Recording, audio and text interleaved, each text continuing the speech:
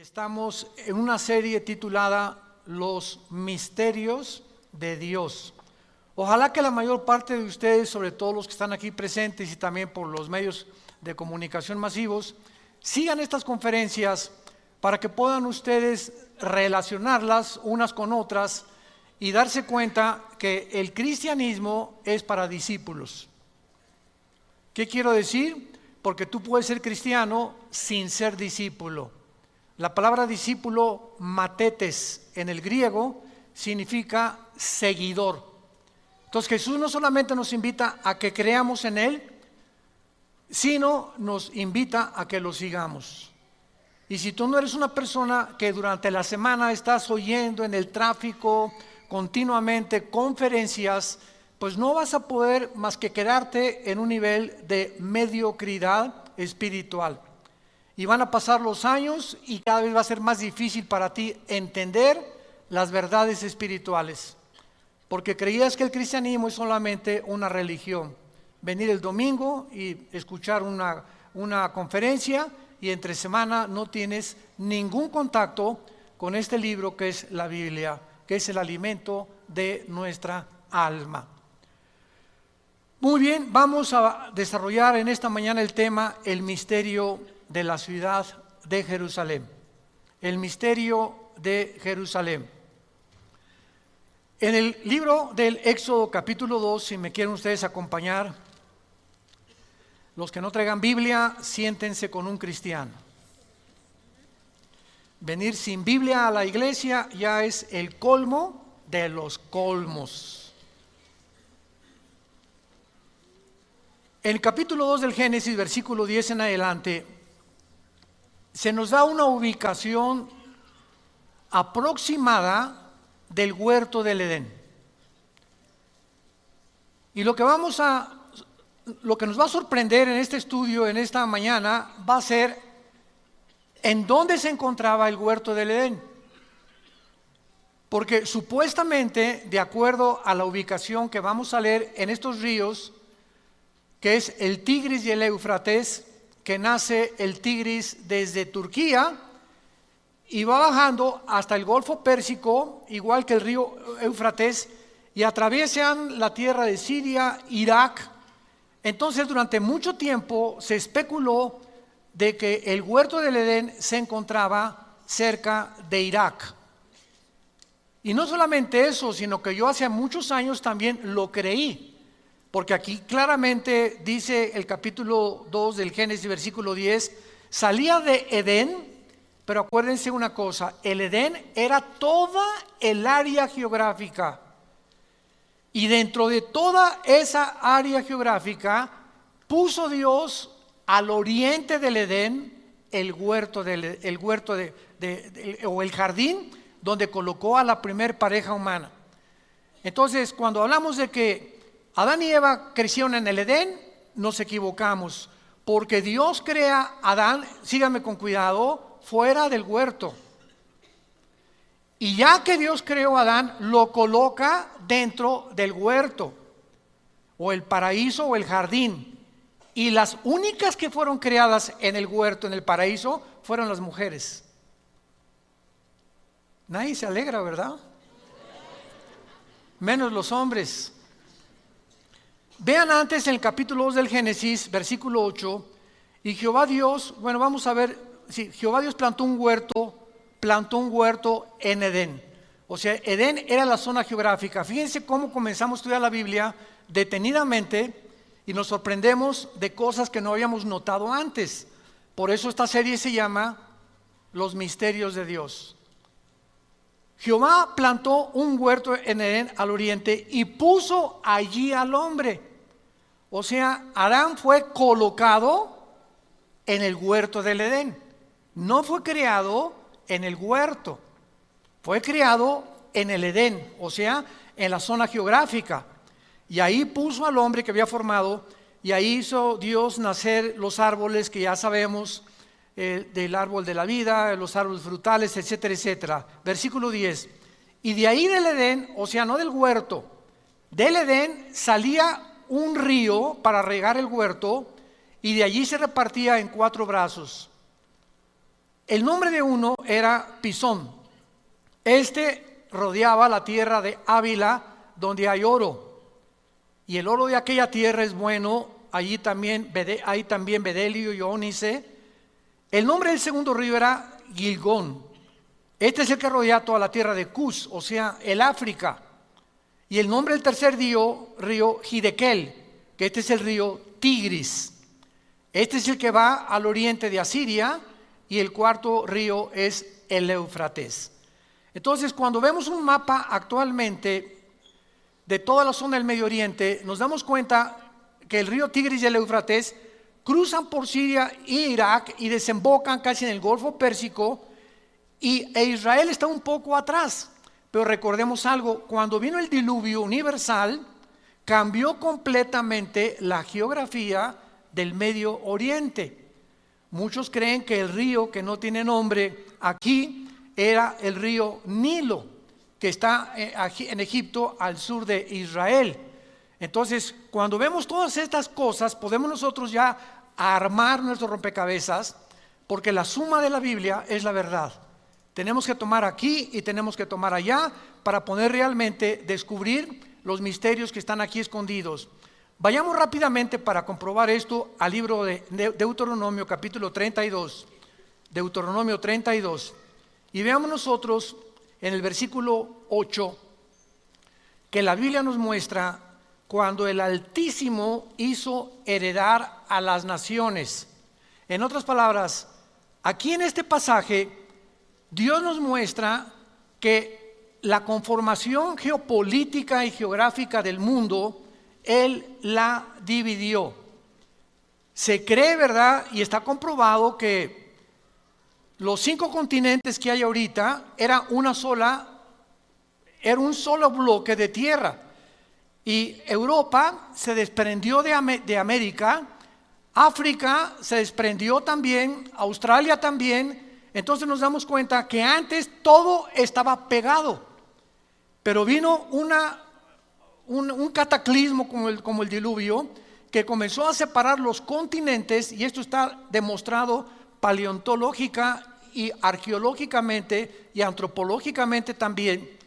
Y dice aquí la Biblia que Dios hizo heredar las naciones, o sea, Dios le dio a los españoles, ustedes van a ser españoles, italianos, etcétera, etcétera, y vino la división completa del mundo cuando hizo dividir a los hijos de los hombres y estableció los límites de los pueblos según el número de los hijos de Israel.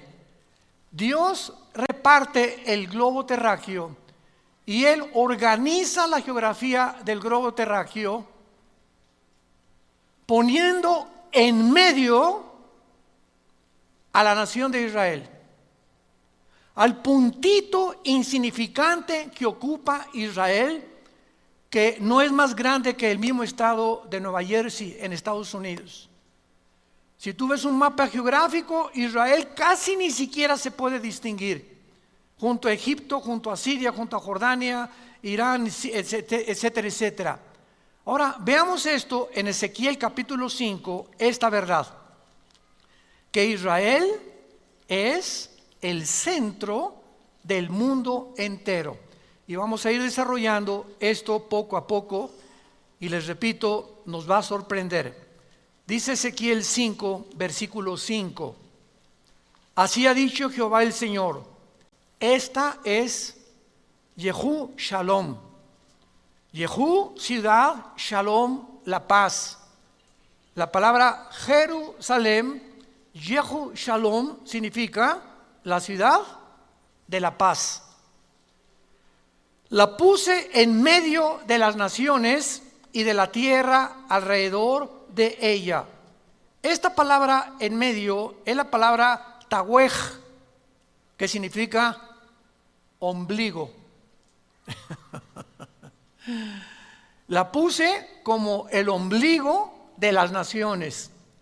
Y esto es muy interesante porque nos damos cuenta que antes de que nosotros saliéramos a este medio ambiente en el cual vivimos, que es el mundo, estuvimos unidos en el vientre de nuestra madre, porque aquí no hay nadie que no haya tenido una mamá, todos venimos de una mujer, Y ahí el cordón umbilical era el medio a través del cual la madre, a través de la placenta, nutría o nos nutría, ¿verdad?, al feto con todas las cosas que necesitamos recibir. Y al salir de nosotros, al salir del vientre de nuestra madre, del mundo donde nos encontramos, ahí estuvimos 9 meses nadando. No respirábamos el aire que estamos respirando ahorita, sino que a través del cordón umbilical nos proporcionaba el oxígeno a nuestra mamá. Y al salir a este medio en el cual nosotros vivimos, ¿qué fue lo que pasó? Viene el pediatra, ¿verdad?, o los médicos, y nos cortan lo que nos conectaba a la antigua vida para integrarnos a la nueva vida. Porque ya ahora no dependeríamos del vientre de la mamá, nos incorporaríamos al mundo en el cual tú y yo vivimos actualmente. Pero nos damos cuenta que el centro del cuerpo humano es el ombligo, porque de ahí salimos. Entonces, esta es la razón por la cual en el hebreo Tahuej, dice Dios, Jerusalén es el ombligo de la tierra. Pero vamos poco a poco a ver ahora en Génesis capítulo 10, que antes de que Dios hiciera la división geográfica del mundo, después del diluvio, en Génesis capítulo 10, el mundo se reparte de acuerdo a 3 seres humanos. Todo el mundo se reparte de acuerdo a 3 seres humanos. Ustedes y nosotros y todos los habitantes del mundo entero provenimos de 3 seres humanos. Porque después del diluvio, los únicos sobrevivientes fueron Noé, su esposa y sus 3 hijos con sus 3 esposas, Sem, Cam y Jafet, los 3 hijos de Noé. De acuerdo a la Biblia, el arca aterrizó o descendió en los montes del Ararat, que está casi en la frontera entre Armenia y Turquía de la geografía del siglo XXI. Ahí descendió el arca de Noé. Y hay cantidad de exploradores y arqueólogos que han sacado libros retratando. Uno de ellos fue Jim Arwin, astronauta de la misión del Apolo 15, que fue Jim Arwin, el primer astronauta en caminar en la luna en un carrito, mucho después de Aldrin y de todos los primeros que llegaron en el 69 a la luna. Entonces, vemos nosotros que Dios nos muestra que después del diluvio hubo una conformación del mundo, y lo dice el versículo 25 de Génesis 10. A Eber nacieron 2 hijos. El nombre del uno fue Peleg. Escucha, porque en sus días fue dividida o repartida la tierra. Y el nombre de su hermano, Joctán. O sea, fue después del diluvio cuando Dios comienza a dividir la tierra, y el mundo es dividido de acuerdo a 3 seres humanos. De Jafet, los que quieran apuntar, o los jafetitas, son los que poblaron toda Europa, los que se conocen como anglosajones. Toda Europa fue fundada por Jafet. Cam es el padre de todos los africanos. De ahí vienen los cananitas, que se convirtieron después en enemigos de Israel. Y Sem viene y fundó todo lo que es el Medio Oriente y el Asia Menor. Ahora pongan atención, es interesante que cuando nosotros vemos a los indígenas de todo el continente americano en el cual nosotros nos encontramos, desde Alaska hasta la Patagonia, tenemos los indígenas de Estados Unidos que fueron los Sioux, Cherokee, los Apaches, etcétera, etcétera. Bajamos a México, a aztecas, tlaxcaltecas, mixtecos, etcétera, etcétera, chichimecas. Llegamos a los aucas en Guatemala y todo lo que es el Amazonas, pero todos absolutamente tienen los mismos rasgos. ¿Nunca se han preguntado cómo llegaron los indígenas a poblar el continente americano en el cual nos encontramos nosotros? Bueno, pues del Asia, porque son semitas. Entonces, el continente americano fue fundado por semitas, ni por Jafet ni por Cam. Los semitas o los asiáticos entraron y cruzaron a este continente por el estrecho de Bering, al norte del continente americano. Ahí pasaron del Asia y comenzaron a fundar desde Estados Unidos, Canadá, hasta abajo, todos ellos poblando, y por eso todo el continente americano está poblado de raíces indígenas. En otras palabras, por ejemplo, por eso se llama los Estados Unidos de Norteamérica, porque allá se dicen americanos, y americanos somos todos, ¿verdad? Porque el continente es todo, desde Alaska hasta la Patagonia. Entonces, los Estados Unidos son estados que se unieron, Estados Unidos, pero ellos no lo fundaron. Estados Unidos fue fundado por ingleses. Son los primeros que llegaron a Rhode Island, al estado. Mi esposa y yo acabamos de regresar de Rhode Island. La semana pasada tuvimos una conferencia con pastores y fue de mucha bendición. Y es un estado precioso, porque ahí llegaron los primeros pilgrims o peregrinos. ¿Ya han visto ustedes las películas esas donde llegaron con este libro? Entonces pisaron tierra americana huyendo del catolicismo que el Vaticano hizo para acabar con todos los que no fueran unidos y no creyeran que solo Roma salva. Huyeron, y fue la reina Victoria que comenzó a permitir que huyeran de Inglaterra hacia América, y colonizaron en 1625 aproximadamente los Estados Unidos de Norteamérica. Entonces llegan los europeos aquí a América, y entonces comienzan a predicar la palabra de Dios, a fundar iglesias. Quisieron colonizar, ¿verdad? Pues todo lo que es Texas y todo, y esas guerras de los apaches. ¿Se acuerdan ustedes de los Sioux? Que no querían cambiar su cultura, ni mucho menos. En fin, fue un derramamiento de sangre tremendo. Después llegaron los italianos a Nueva York, después llegaron los alemanes, y así Estados Unidos es una nación formada de todos los, ahora sí que todos los personas del mundo entero y de todas las nacionalidades. No hay realmente un norteamericano que diga aquí. En México sí, en México lindo y querido, hay muchos de ustedes que tienen su ascendencia, ¿verdad?, de la cruza, cuando llegan los españoles con Fray Bartolomé de las Casas y se mezclan con las indias que poblaban México. Eran puros indígenas en México, y nacen los mestizos. Entonces llega Hernán Cortés y todos los colonizadores y unen la religión católica con la brujería de los indígenas. Se llama sincretismo, si lo quieres apuntar. Sincretismo. ¿Qué es el sincretismo? La mezcla de una religión con la brujería. Entonces vemos nosotros que dentro de las mismas religiones hay mucha brujería. Yo no sé cuántos han notado que en la mayor parte de iglesias hay gárgolas. Y no sé cuántos de ustedes han visto así las gárgolas. A lo mejor no saben ni lo que son las gárgolas. Son demonios.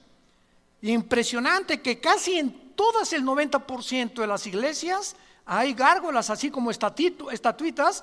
Vaya por ejemplo a Mérida, Yucatán, y casi todas las avenidas de Mérida son puras gárgolas. O sea, hay una influencia tremenda demoníaca en México, Centroamérica y Sudamérica, porque cuando llegaron a colonizarnos no llegaron con este libro, llegaron con la religión.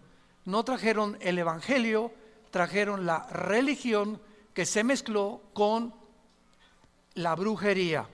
Muy bien, abandonando este desarrollo que estamos haciendo de la colonización y de dónde provenimos nosotros, nuestro punto principal es el siguiente. Realmente el huerto del Edén se encontraba en lo que es ahora la ciudad de Jerusalén. ¿Es posible que Jerusalén, siendo el centro en el cual Dios puso a las naciones del mundo, y siendo el huerto del Edén donde Dios coloca al ser humano y donde se encuentra el monte de Sión. ¿Saben por qué se llama Jerusalén el monte de Sión? Gracias a David. Porque Jerusalén está en un monte, también le llaman el monte del templo. ¿Y saben ustedes dónde se encontraba? Virgen de qué, ¿qué llamamos ahorita? ¿De la Macarena? ¿Dónde se encontraba el huerto del Edén? Exactamente, vamos ahorita a verlo, donde se encuentra ahorita la mezquita de Omar, el domo de la roca. Cuando vas a Jerusalén hay un domo impresionante dorado, y ese domo es una mezquita musulmana. Y debajo de ese domo y de esa mezquita musulmana se encuentra lo que era el templo de Salomón, que reconstruyó el rey Herodes, y que desde el año 70 después de Cristo hasta nuestros días, los judíos no han podido hacer sacrificios. Y el judaísmo es una religión de sacrificios. No han podido hacer sacrificios porque no hay sacerdotes, no hay corderos y no tienen templo.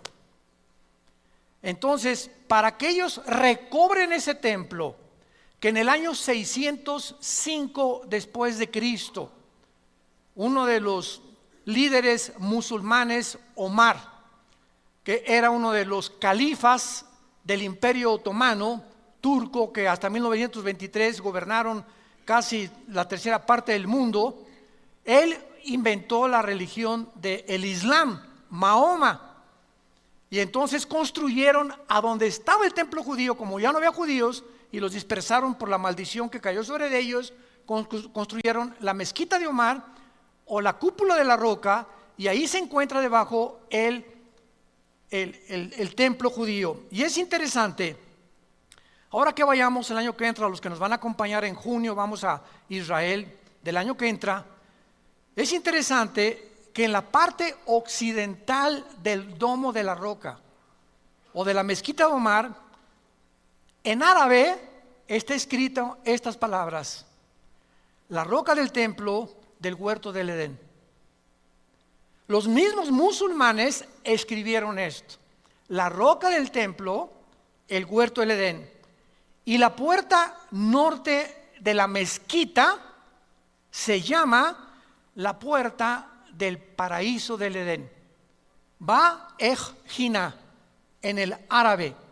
Y en el piso de enfrente hay una puerta de piedra de jaspe color verde de medio metro cuadrado, que los musulmanes le llaman la piedra del Edén.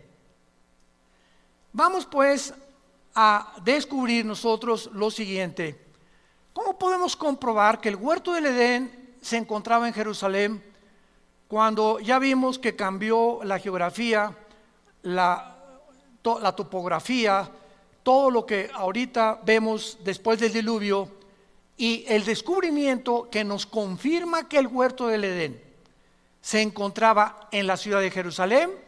Es que a Jerusalén se le llama el monte de Sión o el monte del templo, y es ahí donde fue creado Lucifer.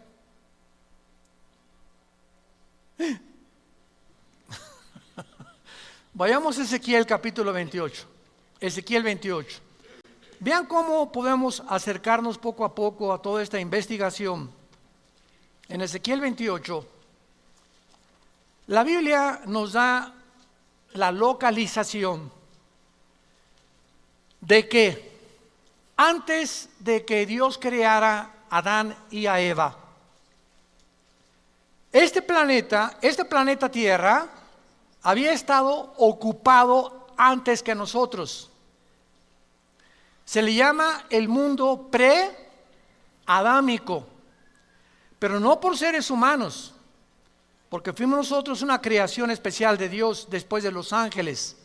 Los ángeles se le llama la familia de Dios en el cielo, y la familia de Dios en la tierra es la iglesia, somos nosotros. Entonces, nos damos cuenta que cuando estudiamos la Biblia Satanás o Lucifer, que era su nombre, el que lleva la estrella o el que porta la luz, su nombre no es Satanás. La palabra Satanás viene del hebreo Satán, que significa enemigo o adversario. Entonces es un título nada más. Licenciado Carlos Vélez. Licenciado es el título, su nombre es Carlos, su apellido es Vélez. Entonces cuando hablamos de Satanás no es un nombre, es un título, el enemigo de Dios. El diablo no es un nombre. El diablo significa el que acusa, el que calumnia. Son títulos que nos hablan del carácter de Lucifer. El nombre de él es Lucifer, la estrella de la mañana, y vamos a ver por qué. En Ezequiel 28, versículo 12 en adelante, dice: Hijo de hombre, levanta endechas sobre el rey de Tiro, y dile, así ha dicho Jehová el Señor, tú eras el sello de la perfección. Aquí inmediatamente descubrimos que no está hablándole al rey de Tiro, a una persona física, humana como tú y como yo. Y lo vamos a ver más adelante, porque realmente ningún ser humano ha sido creado perfecto como Lucifer lo fue. Entonces, cuando está hablando el Espíritu Santo, nos está mostrando la Biblia que siempre detrás de los gobernantes se encuentran poderes de las tinieblas. Detrás de mucha gente, de muchos brujos, de muchos gobernantes, de muchos artistas, de muchos músicos, de muchos políticos, de muchos cantantes, se encuentran otras entidades espirituales que los están usando en el mundo. Y la mayor parte de los seres humanos no descubrimos ni nos damos cuenta y creemos, por ejemplo, ¿verdad?, que esa persona como un Hitler, ya los mismos estudiosos, psicólogos y psiquiatras que han estudiado la personalidad de Hitler saben que no era una persona normal, que había una fuerza extraña. Los mismos que se acercaban a Hitler sentían algo diabólico en él, y la Biblia nos muestra claramente que, pues claro, era un personaje completamente controlado por demonios. Más bien le ganaba al Gadareno, porque el Gadareno tenía 5,000 demonios y Hitler lo gobernaba un principado, un jefe de los demonios. Entonces la Biblia nos muestra también, ¿se acuerdan de Pedro? Que Cristo comienza a hablarles: es necesario que el Hijo del Hombre sea entregado por los ancianos, los líderes, los escribas, que muera, que sea crucificado y resucite al tercer día. Y en ese momento Pedro se acerca y le dice: no, Señor, no te acontezca tal cosa. Y se voltea a Jesús y le dice: aléjate de mí, Satanás. En ese momento algo estaba ocupando las cuerdas vocales del apóstol Pedro. Bueno, no era apóstol todavía, pero estaba tratando Satanás a través de Pedro hacer que Cristo no llegara a la culminación de su misión. Entonces, así nos vemos claramente que muchas veces demonios y principados operan en los seres humanos, y para que nosotros podamos tener la capacidad de distinguir o de sentir en el espíritu como una parábola. Hay personas, ¿verdad?, que cuando un cristiano vive cerca de Dios y tiene la comunión con Dios continua, te da a Dios el discernimiento espiritual. La palabra discernir significa distinguir entre lo bueno y lo malo, entre lo que es de Dios y lo que no es de Dios. Ahorita vemos la televisión y el mundo entero está lleno de predicadores falsos, de profetas falsos, de apóstoles falsos, y la gente, amén, amén, amén. La mayor parte de la gente no distinguen, ¿verdad?, ni siquiera como esa persona. Y dices: pero ¿cómo le puedes creer a esa persona, no? ¿Cómo es posible que puedas aceptar lo que él está predicando, que está violando la palabra de Dios? Porque no tienen discernimiento espiritual, y el domingo ni la Biblia traen a la iglesia. Y dice 2 Tesalonicenses 5, van a ser engañados. Y dejemos que aparezca el anticristo para que entonces el engaño se multiplique mucho más. Entonces aquí el Espíritu Santo le está hablando a Lucifer, y vamos a ver por qué. Versículo 13, en Edén. O sea, el rey de Tiro nunca estuvo en el Edén. En Edén, en el huerto de Dios. Edén es la zona geográfica, el huerto es el jardín que Dios colocó para probar a la primer pareja humana.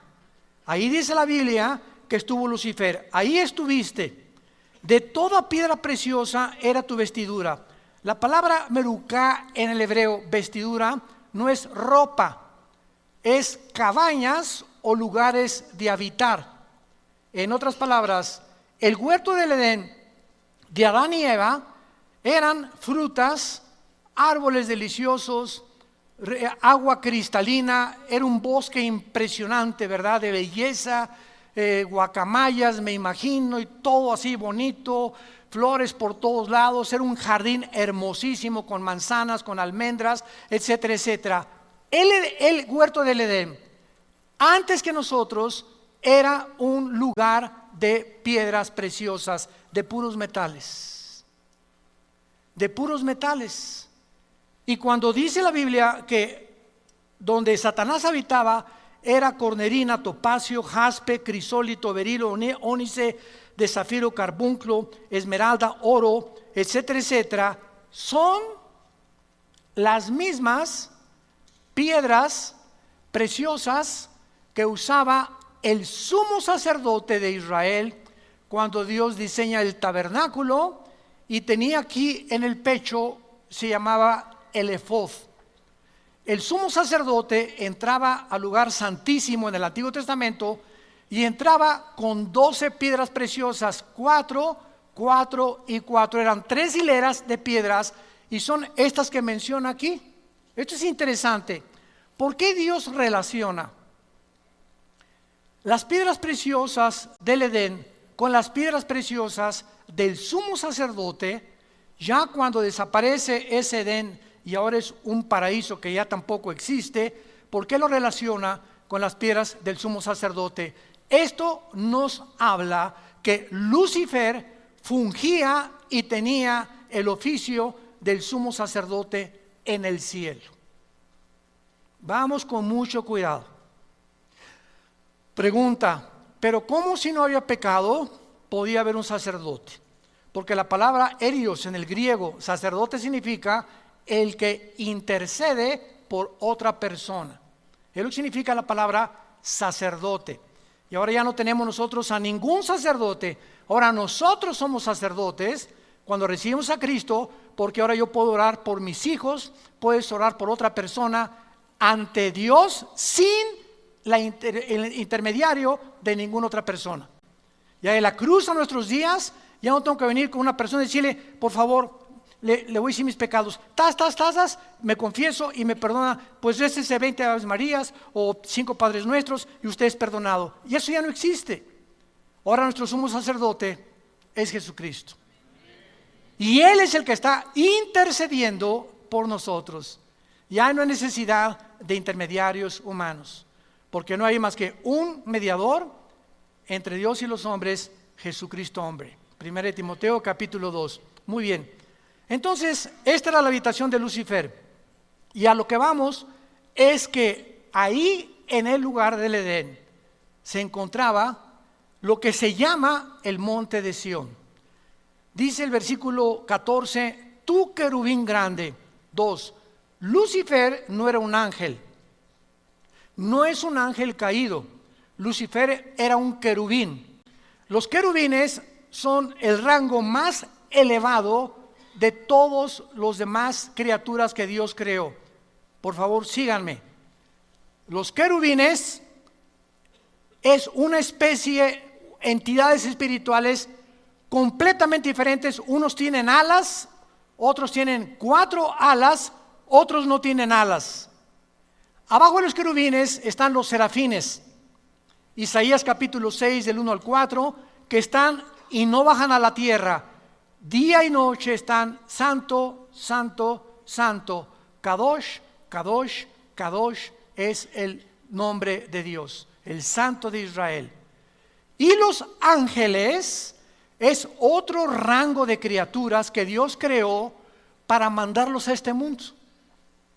La palabra malak en el hebreo y angelos en el griego significa mensajero. Entonces la palabra ángel significa mensajeros.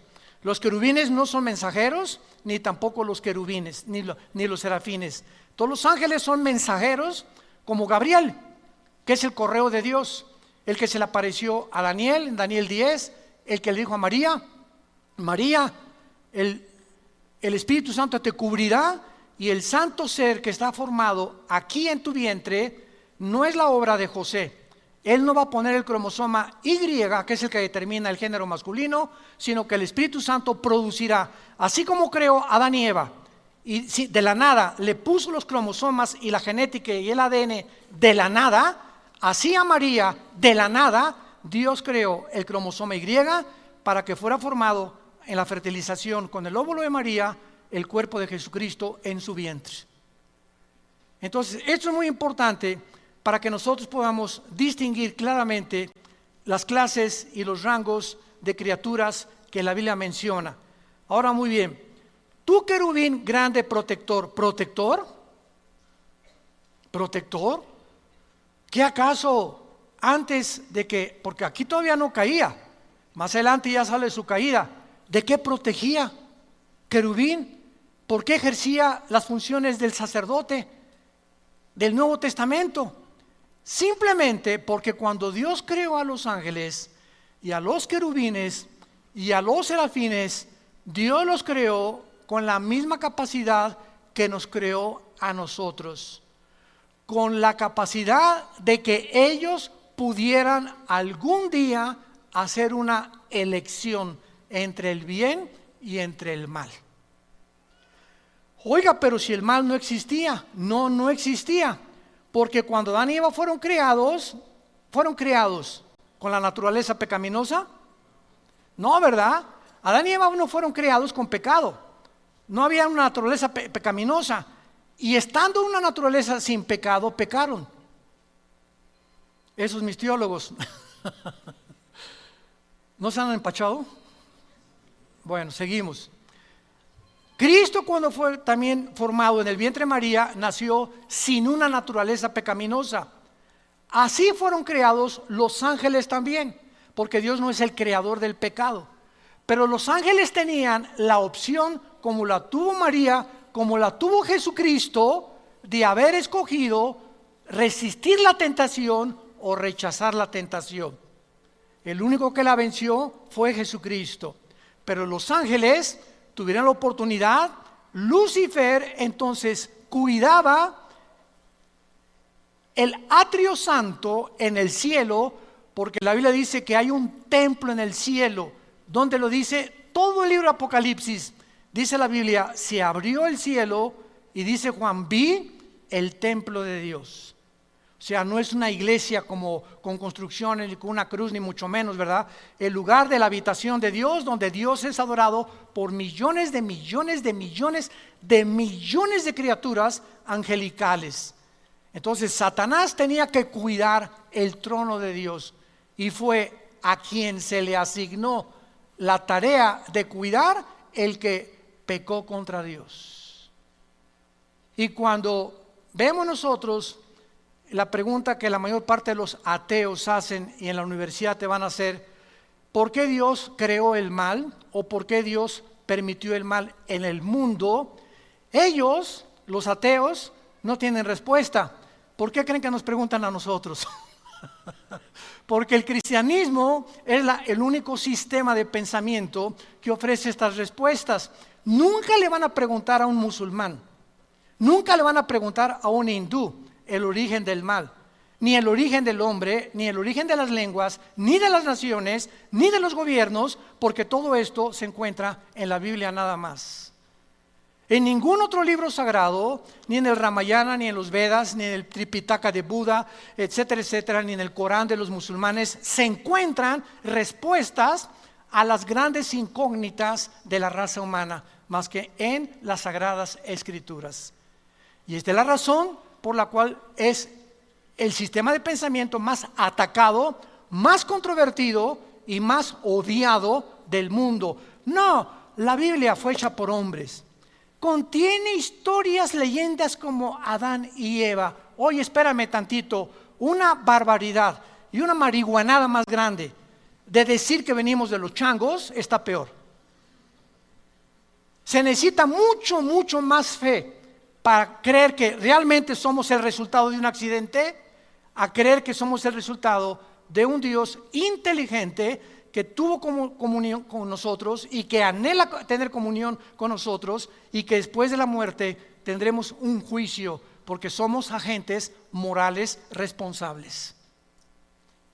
Entonces Satanás fue creado para poder, Lucifer, cuidar el templo de Dios. Muy bien, vamos a contestar la pregunta. Cuando Dios crea el universo y crea las criaturas, Él no podía crear criaturas sin una alternativa.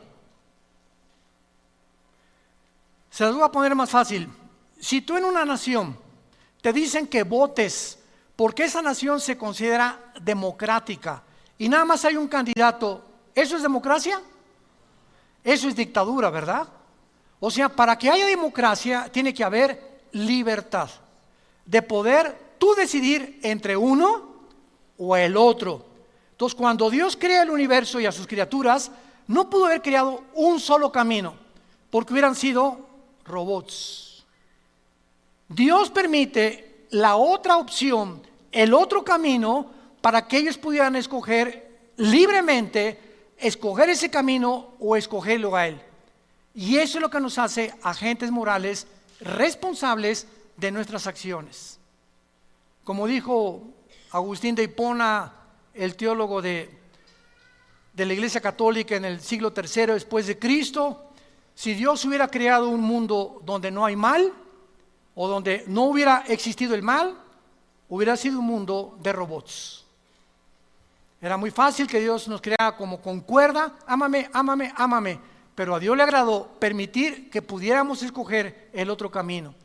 Y esta es la razón por la cual había la capacidad en los ángeles, creados perfectos, como en Adán, creado perfecto, como en Cristo, nacido perfecto de María, la capacidad de que pudieran enfrentar tentaciones para probar realmente si servían a Dios.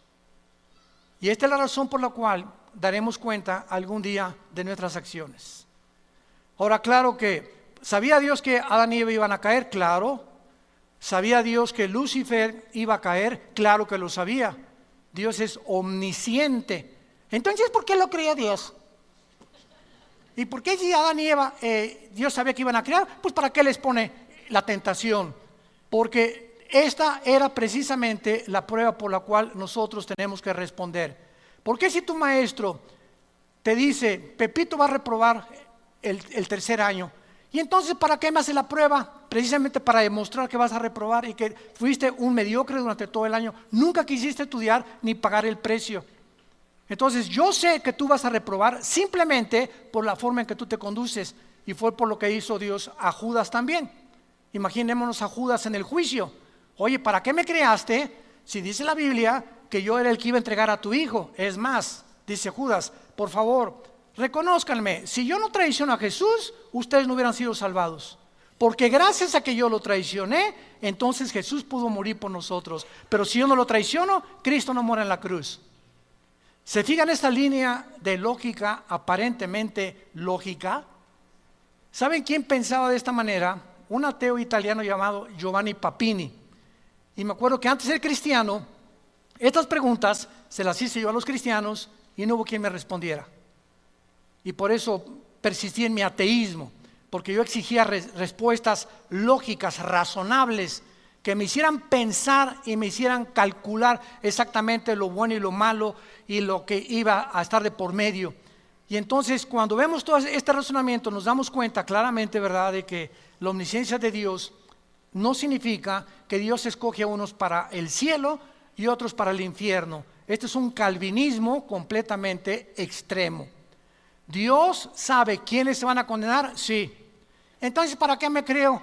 Porque cuando Judas le diga a Dios esto que acabamos de mencionar, Dios le va a decir a Judas, Judas, yo sabía que tú ibas a entregar a mi hijo, por eso escribí antes de que tú nacieras que eras el hijo de perdición. Entonces, ¿para qué me creaste? Porque si no te hubiera creado y hubiera impedido que hicieras lo que hiciste y traicionar a mi hijo, hubiera violado la característica más grande que le di a los seres humanos, la libertad de escoger.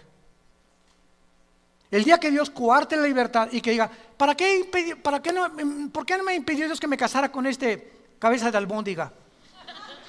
¿Por qué me permitió Dios que me casara con esta foca? ¿Por qué estas cosas? Es que precisamente tú lo acabas de decir. Dios tiene que permitirlo. No puede impedir nuestro libre albedrío. ¿Y para qué dejó Dios que fumara marihuana? Es que si Él lo impide, te roba nuestro libre albedrío. Y esto es lo que vamos a dar cuentas. Precisamente de esto. ¿Por qué Dios me permitió que fuera alcohólico? Es que el alcoholismo no es una enfermedad, es una decisión.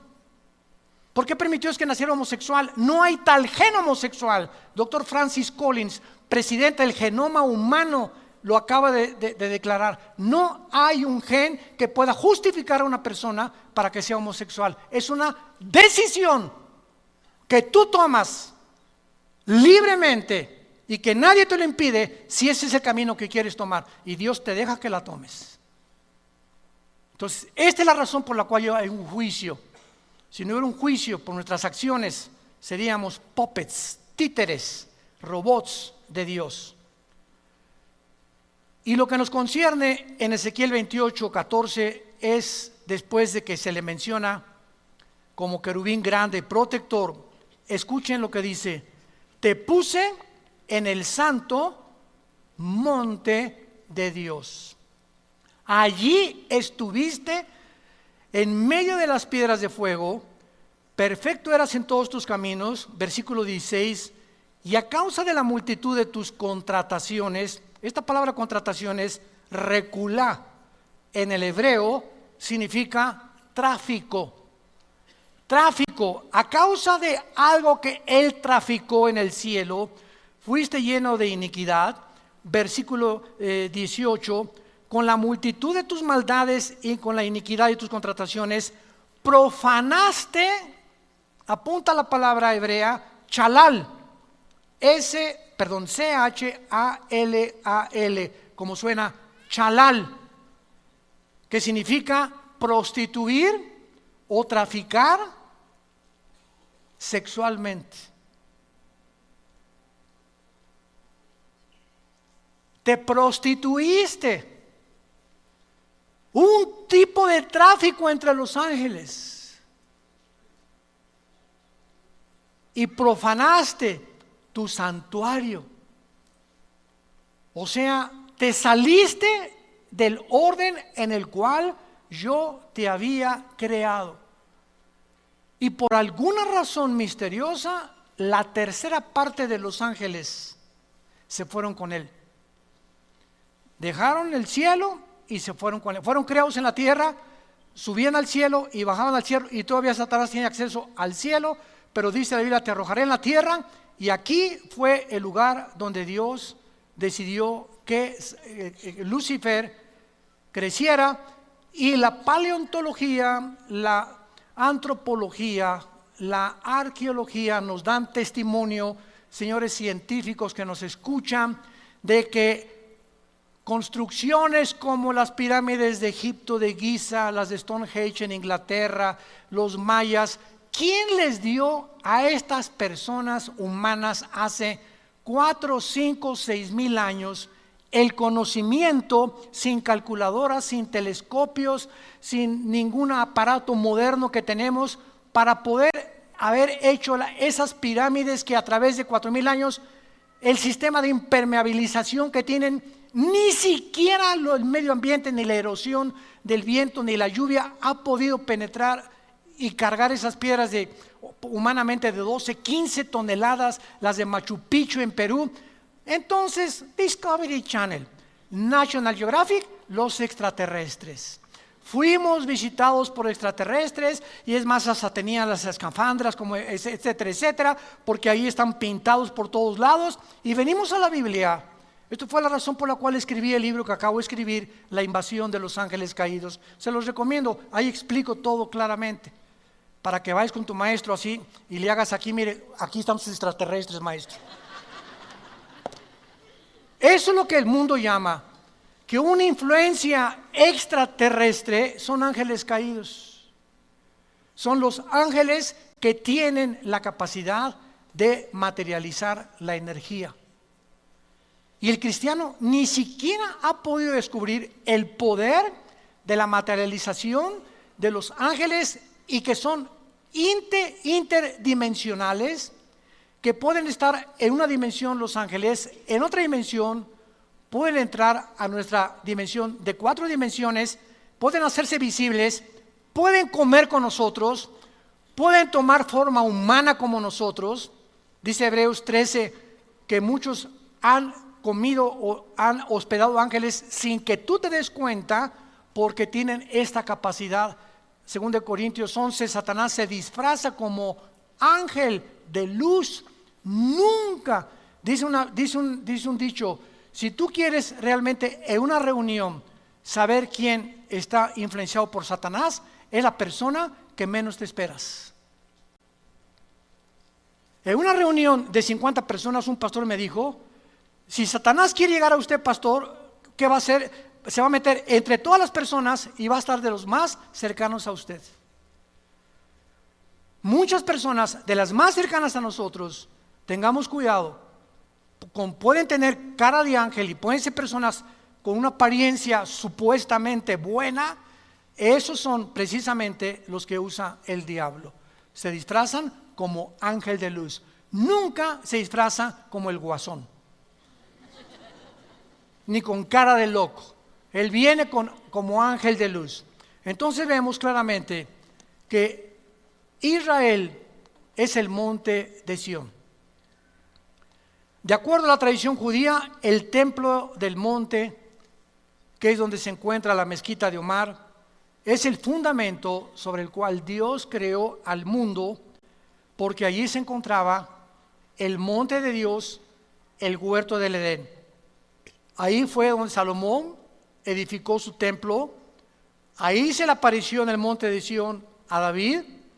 Ahí Abraham intentó sacrificar a Isaac, y actualmente es el lugar donde está la mezquita de Omar. La implicación de este estudio es que cuando Dios se separa del huerto del Edén y saca a Adán y Eva, Génesis capítulo 3, lo saca del huerto del Edén y prohíbe que el ser humano regrese al huerto del Edén, poniendo un querubín con una espada encendida. Los querubines significan en la Biblia la santidad de Dios. Por eso en el arca mandaron construir 2 querubines con alas tapando, o sea, nadie puede ver lo que está ¿cómo se llama? Donde se ponía la sangre del sumo sacerdote, cuidando la santidad de Dios. Entonces el querubín en el huerto estaba impidiendo que el ser humano en estado caído no podíamos regresar a tener comunión con Dios. Lo impedía la santidad de Dios y la espada, la justicia de Dios. Esta santidad de Dios y esta justicia de Dios, ninguno de nosotros podía cumplirla, porque somos seres imperfectos y caídos. Entonces Dios mandó a su Hijo Jesucristo para que Él, en su perfección humana y divina y en su santidad, cumpliera la justicia que nosotros no podíamos jamás cumplir, los mandamientos de Dios. Entonces Cristo muere en la cruz y nos dice: Armando, si tú crees lo que yo estoy haciendo por ti, yo te imputo mi justicia. Yo no soy justo. La justicia es como un saco que traemos puesto, que no es de nosotros, es de Cristo. Pero es esta justicia de Cristo la que tapa nuestros pecados, porque a los ojos de Dios estamos sentados ya con Él. Efesios capítulo 3, estamos ya sentados con Cristo y ya Dios nos ve sin pecado. Esto se llama la posición del cristiano. En la experiencia seguimos pecando, pero gracias a la sangre que es tan fresca como hace 2000 años, la seguimos aplicando todos los días a nuestra vida. Entonces, esta es la razón por la cual los querubines, representando la justicia y la santidad de Dios, fueron puestos para bloquear la entrada del ser humano. Ahora, muy bien, el ser humano es sacado del huerto, pero Dios, rápidamente, Éxodo capítulo 25, para terminar, Éxodo 25, Dios anhela que esa comunión que Él tuvo en el huerto con Adán y con Eva se pudiera continuar manteniendo. Pero como el ser humano no podía cumplir esa justicia y esa santidad hasta la cruz, le dio órdenes a Moisés: constrúyeme un lugar donde yo habite y donde nadie puede entrar más que un sumo sacerdote, una vez al año, que se llamó el tabernáculo. Pero veamos la razón por la cual Dios lo hizo. Versículo 8, Éxodo 25, 8. Harán un santuario para mí y habitaré en medio de ellos. ¿Cuál fue el propósito del tabernáculo en el desierto? Que Dios quería seguir morando en medio de nosotros. Entonces el pueblo venía con los sacrificios y ofrecían el sacrificio, y por un año sus pecados les eran perdonados. Y cada año sacrificios y sacrificios, sacrificios, hasta la cruz de Cristo, el sacrificio perfecto. Y ahora, después de Cristo, baja el Espíritu Santo del cielo, cosa que no hizo en el Antiguo Testamento más que temporalmente. Y ahora dice la Biblia, 1 Corintios 6, 19 y 20, ¿qué no saben que ahora ustedes son el tabernáculo de Dios? Ahora nosotros somos el templo de Dios. Ahora Él habita dentro de nosotros. Y ahora no tengo que estar buscando en emociones. Quiero sentir a Dios. Aquí está dentro de ti. Cabeza de caracol. Es que si en esta iglesia no se siente a Dios, el Espíritu Santo, y si no alguien me tumba al suelo o si no me caigo, yo no siento a Dios. Este es el problema, que el diablo quiere seguir llevándonos a través de la experiencia externa, y Dios no trabaja de afuera hacia adentro, Dios trabaja de dentro hacia afuera. Y a Dios lo encuentras y la comunión con Dios la tienes en el silencio de tu tiempo devocional con Él, en oración y con la palabra de Dios. Porque Dios anhela que tú y yo sigamos teniendo comunión todos los días, no solamente el domingo, porque esto es el cristianismo. En esta comunión Él se comunica con nosotros a través de la Biblia. Cada vez lo experimentamos más, cada vez afinamos más nuestro discernimiento espiritual y cada vez lo amamos, lo servimos y lo adoramos. Porque Él es espíritu, y en espíritu y en verdad es necesario que adoremos a Dios. Te damos gracias, Señor, por tu palabra, bendita palabra en esta mañana.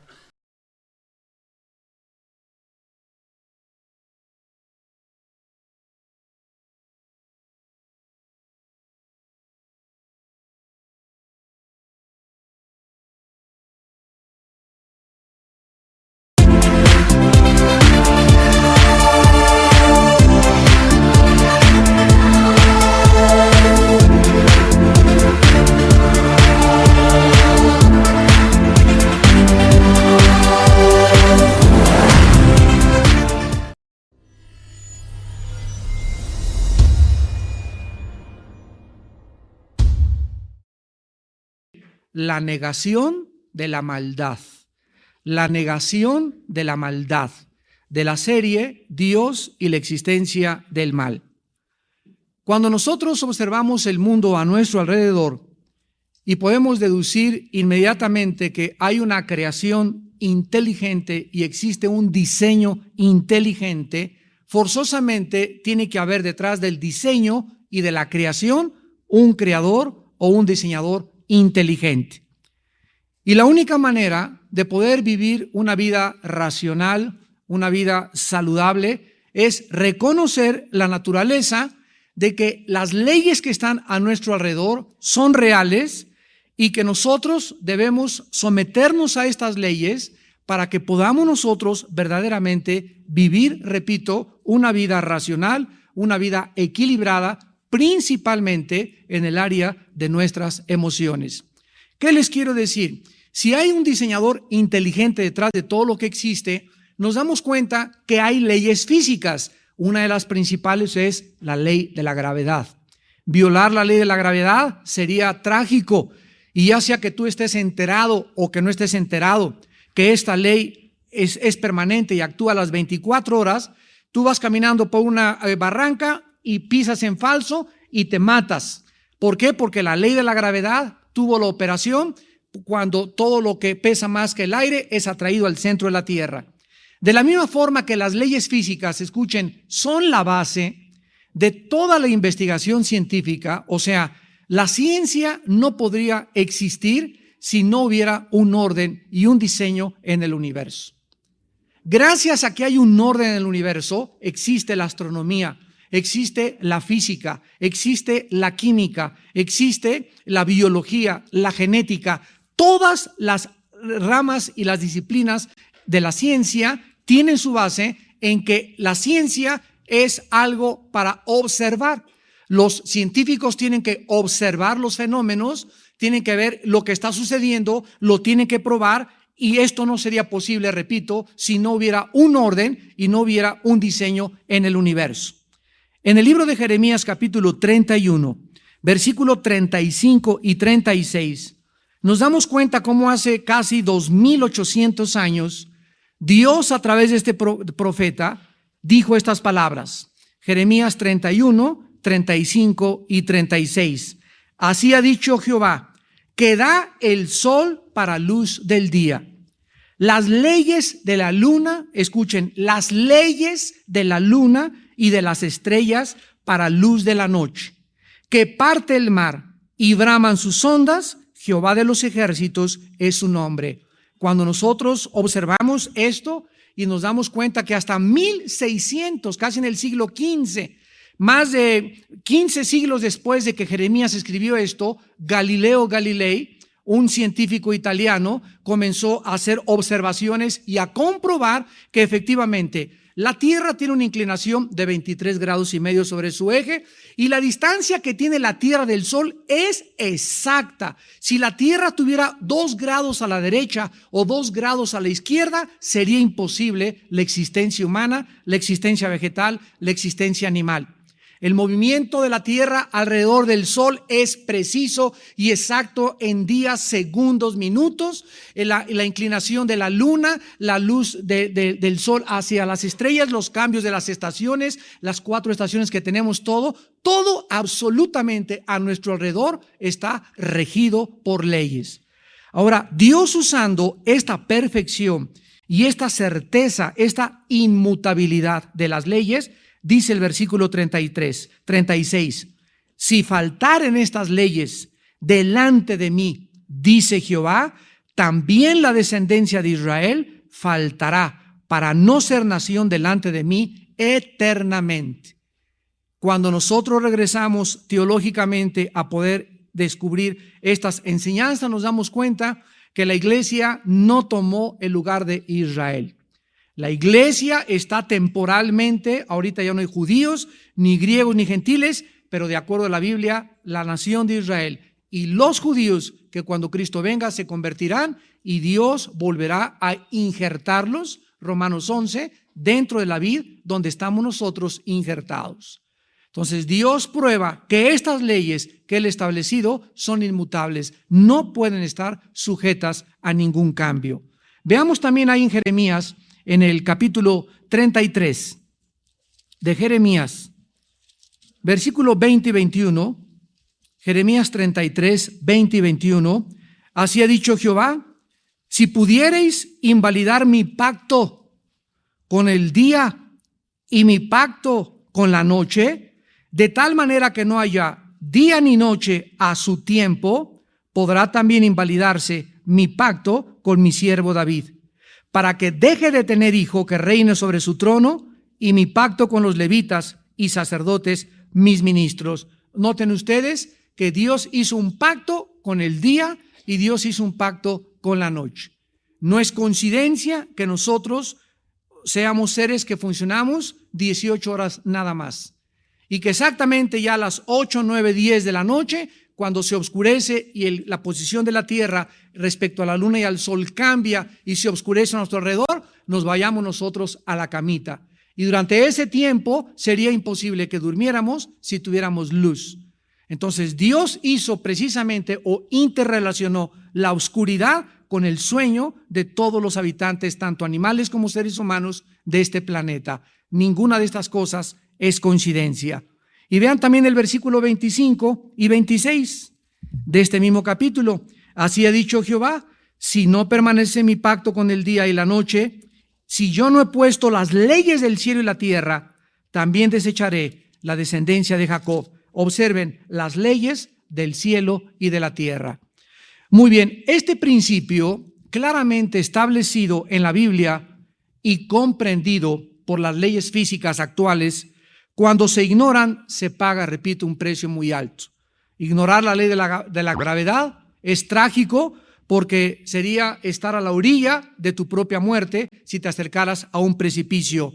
Pero lo mismo, hermanos en Cristo, damas y caballeros que nos visitan, sucede con las leyes morales.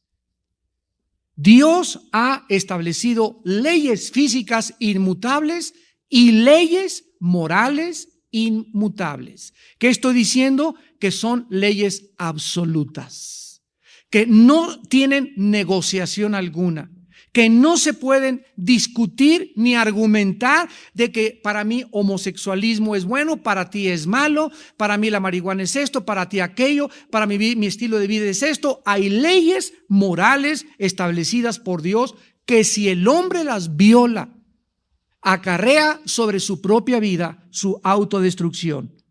Hollywood puede retratar la fornicación y el adulterio como algo normal y exitoso, pero todos sabemos perfectamente bien que esto produce celos, pasiones, relaciones rotas, violencia, enfermedades venéreas, traumas emocionales profundos, hogares destruidos, drogadicción, culpa, frustración y muchas veces hasta suicidio. Por más que se pinte bonito que el adulterio y que la fornicación, etcétera, etcétera, la realidad es totalmente diferente a la de las telenovelas y a la de las películas de Hollywood. Desafiar las leyes morales de Dios nos puede llevar a juicios muy grandes de Dios. Veamos uno de estos juicios en Romanos capítulo 1. Dice el apóstol Pablo en Romanos capítulo 1, versículo 21 en adelante. Pues habiendo conocido a Dios, no le glorificaron como a Dios, ni le dieron gracias, sino que se envanecieron. Vean ustedes cómo la soberbia intelectual bloquea el entendimiento y el discernimiento de la moral. Se envanecieron en sus razonamientos y su necio corazón fue entenebrecido. El corazón, cardio en el griego, la Biblia se refiere al corazón siempre como el centro de nuestros sentimientos, emociones, voluntad e intelecto. Todo el área de las emociones, todo lo que percibimos a través de los 5 sentidos, lo que se conoce comúnmente en la filosofía como empirismo. O sea, hay gente que dice yo no creo lo que no veo, lo que no oigo, lo que no huelo, lo que no toco. Todo lo que perciben nuestros 5 sentidos, las 5 puertas que tenemos que nos comunican con el mundo exterior, es lo que la Biblia llama el corazón. Entonces, la Biblia nos muestra que estas emociones del ser humano, los sentimientos del ser humano, la percepción de cómo el ser humano percibe el mundo, la vida, la perspectiva mundial que tiene, está en tinieblas. El ser humano no puede hablar juiciosamente, no puede dar soluciones sabias, no puede resolver sus problemas porque él está en tinieblas en sus emociones, en sus sentimientos, en su intelecto y en su propia voluntad. Dice a continuación, versículo 22, profesando ser sabios, se hicieron necios y cambiaron la gloria del Dios incorruptible en semejanza de imagen de hombre corruptible, de aves, de cuadrúpedos y de reptiles, por lo cual Dios también los entregó a la inmundicia, en la concupiscencia de sus corazones, de modo que deshonraron entre sí sus propios cuerpos. Damas y caballeros, esto fue escrito hace 2000 años, por el apóstol Pablo. Y está hablando Pablo que la consecuencia de rechazar a Dios, la consecuencia de rechazar la luz, la consecuencia de no aceptar y de no someterme a las leyes morales de Dios es deshonrar mi cuerpo, es acabar en la inmoralidad. Y la inmoralidad es el factor común denominador que causó el derrumbe de todos los imperios mundiales. Los egipcios, los asirios, babilonios, medos persas, griegos y romanos no cayeron por falta de partidos políticos, por falta de democracia, por falta de una economía sana, por falta de leyes mejores sanitarias o de salud o por mejor educación. Cayeron porque se depravaron inmoralmente. Se depravaron totalmente y convirtieron sus cuerpos en objetos sexuales que comenzaron a cambiar la verdad por la mentira. Dice el versículo 26, por esto Dios los entregó a pasiones vergonzosas. Pues aún sus mujeres cambiaron el uso natural por el que es contra natura o contra naturaleza. ¿Qué significa? Que Dios hizo al hombre con órganos reproductores masculinos. Y la mujer tiene un cuerpo diseñado con órganos reproductores femeninos. El otro día que estaba platicando yo con un homosexual, me estaba diciendo, es que yo creo que sea mujer. Y le dije, vuélvete a revisar cuando estés en el baño.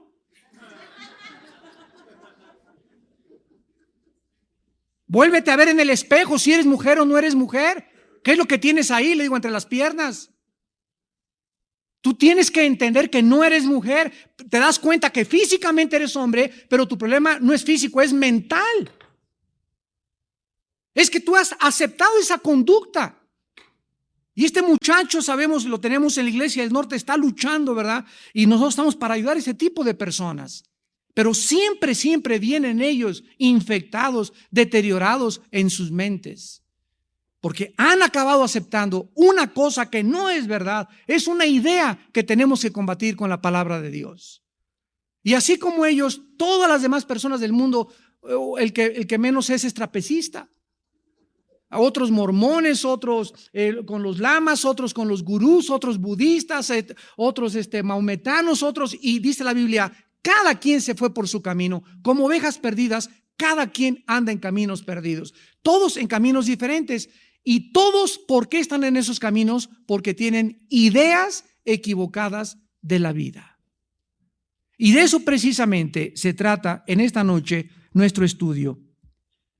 Esta comprensión, escucha y apúntalo, esta comprensión de las leyes morales de la vida, la Biblia le llama sabiduría.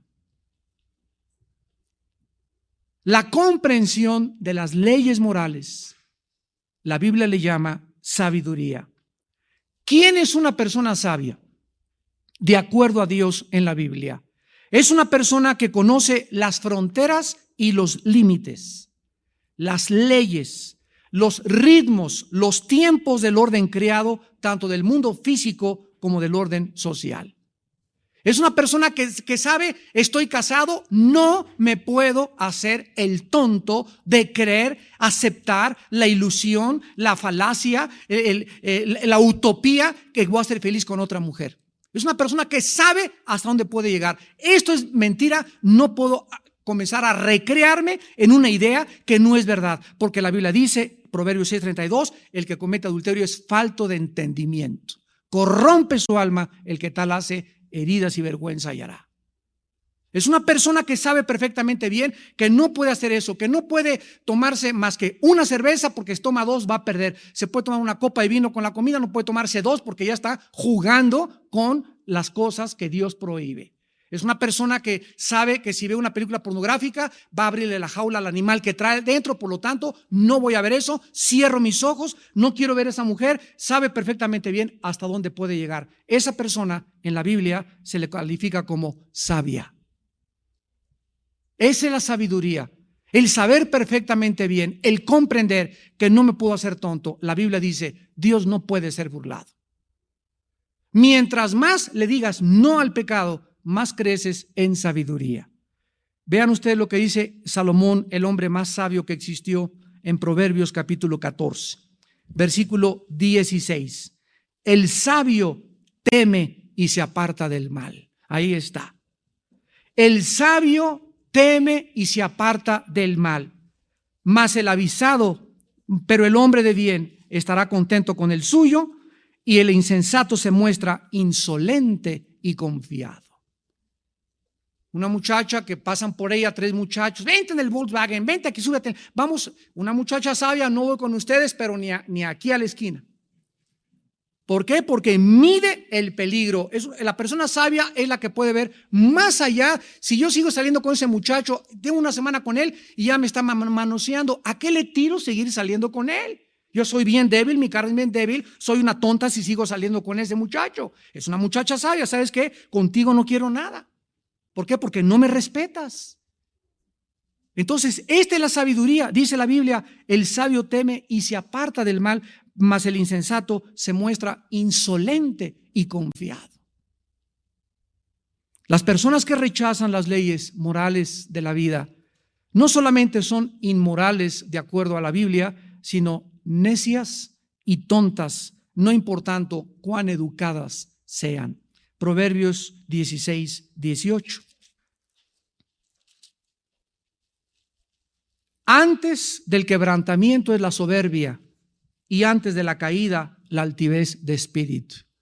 Una persona que reta a Dios. ¿Saben ustedes cómo murió José Stalin?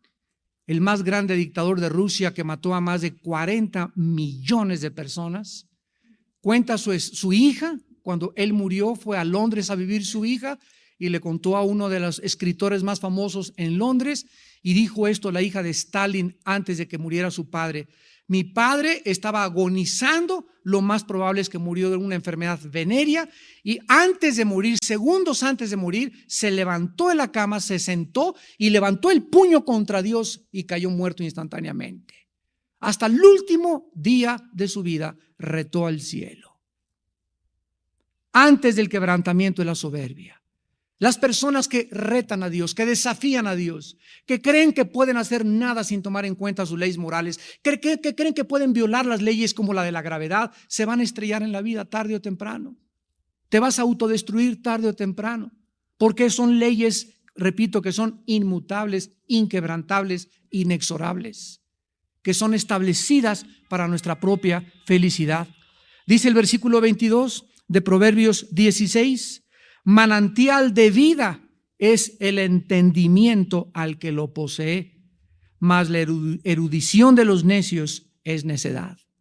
¿Cuánta gente que conocemos nosotros creen que porque tienen educación, porque tienen cultura, porque tienen un título profesional, pueden hacer y deshacer, pueden burlarse de los demás, pueden aprovecharse de los inocentes? ¿Cuántas personas en el gobierno aquí en México toman un puesto político o tienen un puesto ejecutivo o lo nombran jefe de la policía o diputado y en ese momento comienzan a usar todo lo que ellos tienen para su propio interés, para su propio beneficio, para pervertir el camino, inclusive llegan al asesinato para poder obtener sus fines, que es llegar a la cima de la política? ¿Cuántos artistas lo mismo, verdad? ¿Cuántas personas, artistas llegan y tienen colas de niños esperándolas ahí, aprovechan de ellos? Un muchacho como Michael Jackson, lo digo porque es público esto, tenía una fama tremenda hasta que se convirtió en un pederasta, donde él tenía atracción sexual por niños menores de 11, 12 años de edad. Elvis Presley, dice su esposa, con la que se casó en Alemania, la mamá de Priscilla Presley, Elvis tenía antes de morir relaciones con sus guardaespaldas de homosexualidad. El rey del rock and roll. Las ideas tienen consecuencias. Tomar parte activa en el mundo que vivimos requerirá para todos nosotros una comprensión de las ideas que están compitiendo contra la palabra de Dios. Tú tienes que saber cómo piensa el ateo, cómo piensa el escéptico, cómo piensa el budista, cómo piensa el católico, cómo piensa el escéptico, cómo piensa el hedonista, cómo piensa el empirista. Y si no tenemos un concepto ideológico de cómo piensa el mundo, porque todas esas ideas están en competencia contra Dios, porque ninguna de esas ideologías proviene de la Biblia. Y la misión de todos nosotros es combatir esas ideas mediante la predicación de la palabra de Dios. Y todas estas ideas están moldeando millones y millones de seres humanos. Por eso dice en Colosenses capítulo 2, en el Nuevo Testamento, Colosenses capítulo 2, versículo 8, miren que nadie los engañe por medio de filosofías. ¿Qué significa la palabra filosofía para definir el término? Filos, amor, sofos, sabiduría, o amor a los pensamientos o amor al conocimiento. ¿Quién es una persona filósofa? O es cual todos los seres humanos de una u otra forma somos filósofos. Porque el filósofo es la persona que ama sus pensamientos. Si tú amas la pornografía, tu filosofía es la inmoralidad. Si tú amas al Che Guevara y el comunismo, tu filosofía es el comunismo.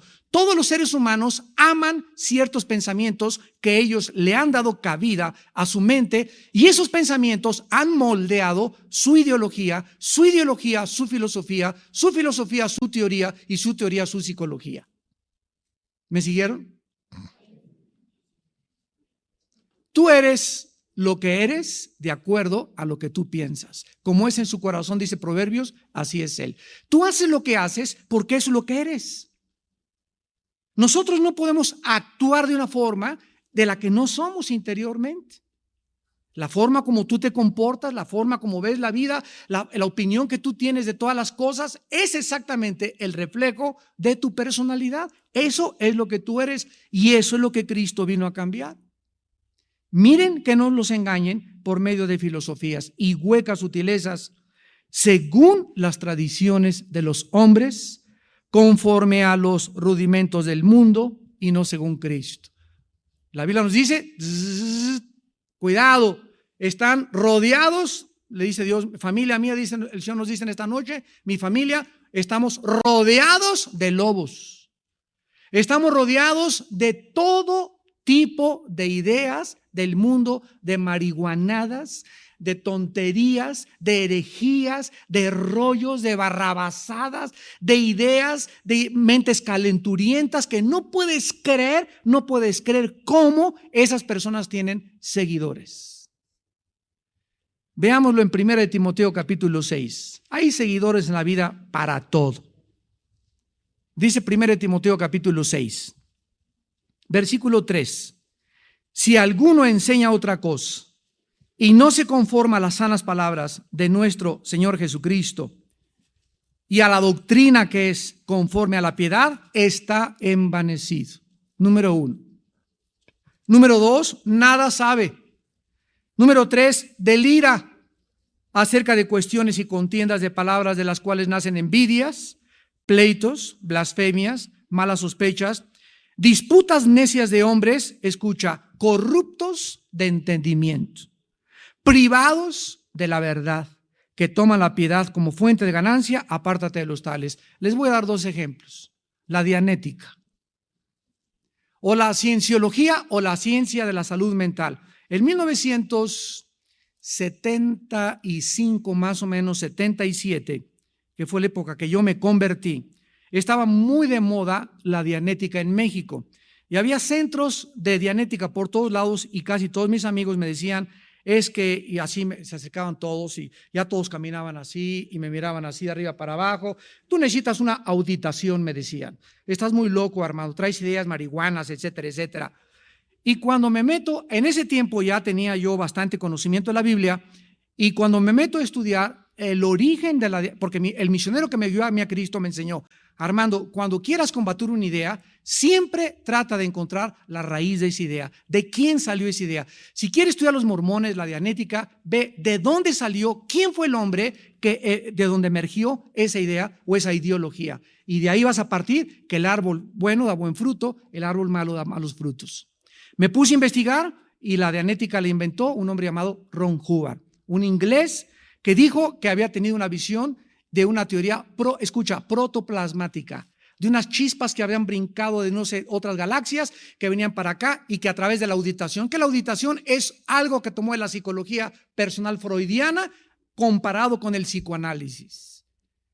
Y mezcló el psicoanálisis con cosas hindúes, con cosas cristianas, Ron Hubbard, y antes de que Hubbard muriera, 6 países en el mundo, entre ellos España y Estados Unidos, lo buscaban por fraude.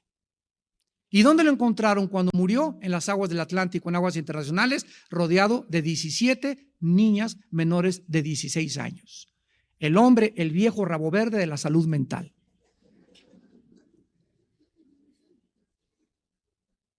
¿De dónde surgieron los mormones? Un hombre llamado José Smith dijo que se le apareció un ángel, Moroni, que fuera a buscar un monte donde iba a encontrar 2 tablas escritas en egipcio cuneiforme, que las tradujera, y de ahí salió el libro del Mormón. Y llegó con su esposa y le dijo: ¿qué crees, vieja? ¿Qué cosa, mi viejito? Pues que fíjate que de aquí en adelante voy a tener a 10 como tú. Y como en ese tiempo en Estados Unidos la Constitución prohibía el tener muchas mujeres o la poligamía, entonces él fue muerto y lo lincharon en la cárcel. ¿Quién fue el origen de eso? Un hombre que tenía multiplicidad de mujeres, un hombre que dijo que tenía visiones, hombres corruptos como Ron Hubbard, y todos nos damos cuenta que cuando investigamos el origen, ninguno se compara a Jesús. Ninguno se compara a Jesús.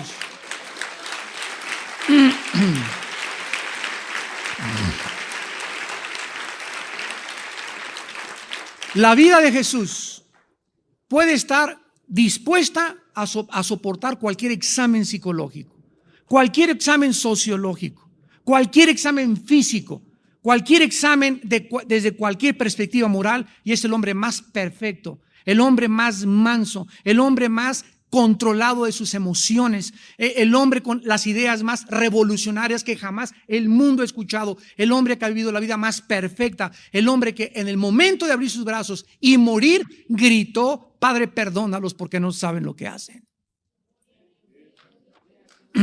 Él es Jesús.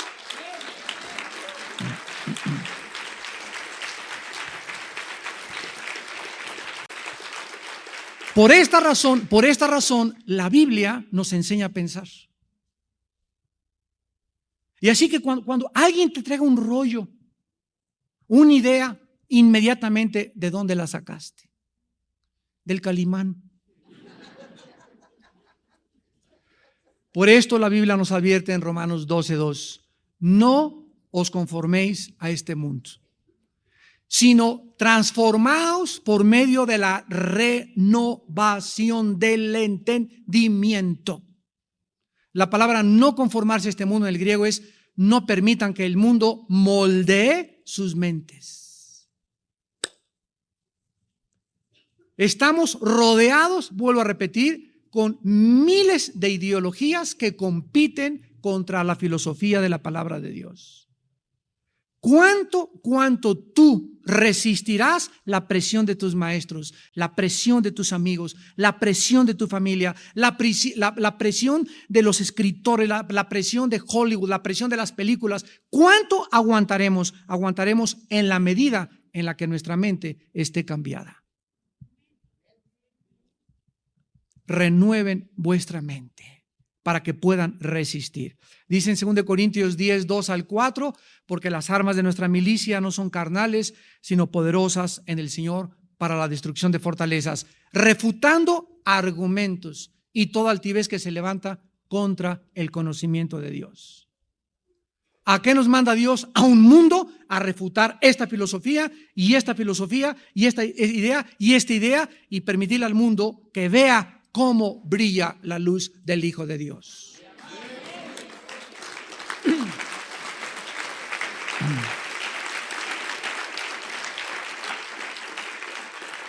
Vamos pues en esta noche a examinar uno de los mitos más grandes de la humanidad. Y es el mito que se llama que los seres humanos somos buenos por naturaleza. Es una utopía, es una terrible mentira a la luz de la Biblia. Las más grandes tragedias, escuchen, aparentemente lo que te acabo de mencionar parece un mito, parece una mentira superficial, pero las más grandes tragedias y horrores del último siglo XX tuvieron su origen precisamente en creer que el ser humano es bueno, que se puede mejorar y que se puede formar una raza humana como Hitler lo pensó a través de sus filosofías. El primero y más importante elemento de cualquier filosofía o de cualquier perspectiva mundial es la manera que responde a la interrogante acerca de los orígenes. Este es la cuestión número uno. Cuando yo hablo con un evolucionista, pues yo creo que vengo de chango, etcétera, le digo, mira, antes la evolución sí es un progreso de los orígenes, pero antes de la evolución tú me tienes que contestar cómo se originó todo, aunque sea del chango, tuvo que tener un origen. Esto es antes todavía que la evolución. Entonces nos remontamos al origen de todo, repito, a la raíz. ¿Cómo surgió el universo? ¿De dónde surgió la vida? La nada nunca puede producir la nada. Una persona inteligente no puede nacer de la nada. Tiene que haber, detrás de un cuadro precioso, tiene que haber un artista con inteligencia. Detrás de una escultura tiene que haber un escultor. Detrás de un edificio tiene que haber un arquitecto. Detrás de un diseño tiene que haber un diseñador. Esto se llama lógica elemental, racional. Y el segundo elemento es explicar el dilema humano. ¿Por qué existen las guerras, los sufrimientos y la muerte? Y esto es los temas que hemos venido tratando. Pero ahora vamos a ver esta enseñanza bíblica acerca del origen de la maldad humana. Porque esta enseñanza que ha enseñado que el origen de la maldad humana Shakespeare dijo que el defecto trágico, Carlos Marx, la lucha de clases, Sigmund Freud, el medio ambiente, y así todos han expuesto y han dicho, algo tiene el ser humano, pero vamos a evolucionar, vamos a solucionar los problemas, vamos a alcanzar la época del acuario y vamos a establecer el siglo de oro en la humanidad. Y no, hombre, las guerras, esos son personas que nos quieren asustar. No va a haber el fin del mundo. El mundo va a progresar y el mundo va a levantarse. En 2 de Pedro 3, el apóstol trató con este problema y dijo que vendrían antes de Cristo burladores, que harían mofa de que venía Cristo a juzgar al mundo. Y los ateos se ríen también. Yo no puedo creer en un Dios que venga a juzgar a la humanidad. Esto es algo absurdo, dicen muchos pensadores. Sin embargo, si la causa es el desorden y el caos que vivimos no es el pecado, entonces, ¿de dónde vino todos los problemas del ser humano? ¿Por qué los infantes, los niños desde pequeños no se les enseña a portarse mal? Se les enseña a portarse bien, porque el mal lo traemos de naturaleza. ¿Cuál de estas dos perspectivas es la que tú vas a aceptar? ¿La que el mundo te enseña o la que la Biblia nos quiere mostrar? Veamos pues esta utopía de la negación de la maldad.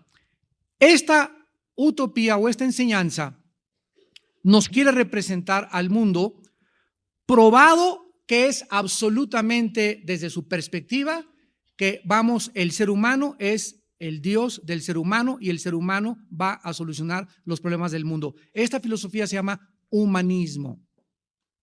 Humanismo. No lo confundas con humanitarismo, que es otra cosa. Humanismo es la filosofía que enseña que el hombre es la cabeza del hombre o el hombre es el principio el hombre creó todas las cosas. Ese es el humanismo. Pero fíjate nada más la raíz del problema. ¿Cuándo se niega la pecaminosidad humana, la consecuencia lógica de este mito lleva directamente a la dictadura y a la tiranía de las naciones?